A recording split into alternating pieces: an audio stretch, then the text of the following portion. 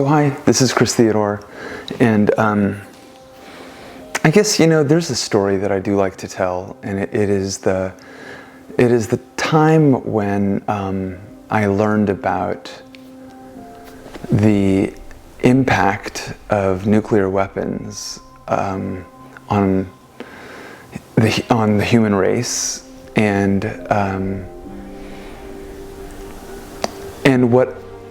what it was. I think it was in actually 2012, so it was kind of a long time ago, and I had just, my son, Alexander, we had lost a child in a tragic car accident the year before this, so I was very much in tune with kind of, life outside of my own existence.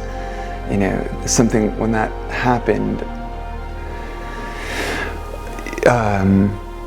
what it did was force me to think about things other than myself, right? Like, what does my whole life mean? And what does existence mean? And what is the future of the human race, really? What can I do to make this tragic event have some meaning, and somehow make up for it in some way? So I was searching for things like that. And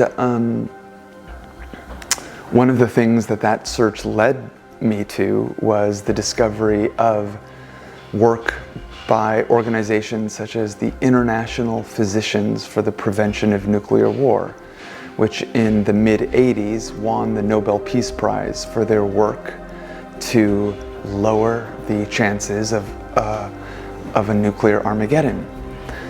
And they published something called the climate and the medical impact of a nuclear war. And they described what happened in Hiroshima. And one of the things that really blew my mind was that we actually know, like, how many doctors were there. We actually know how many nurses were there, how many of them perished, what were they able to do, and what were they not able to do. And essentially, there's this incredibly gripping account of a doctor in Hiroshima just finding that there was nothing that he could do for people. He said, I became just like a robot at some point, like dabbing, and then there was this person. And then it really struck me that here was this group of physicians from around the world, doctors, right, who are there to keep us alive. And I'm talking about the good doctors, like my wife, the good doctors who are in it for the right reasons, and who would practice medicine and who practice medicine in a self-sacrificial way. And you can imagine, people in this organization who are, rather than, getting a little more money, they're donating time and trying to prevent nuclear war.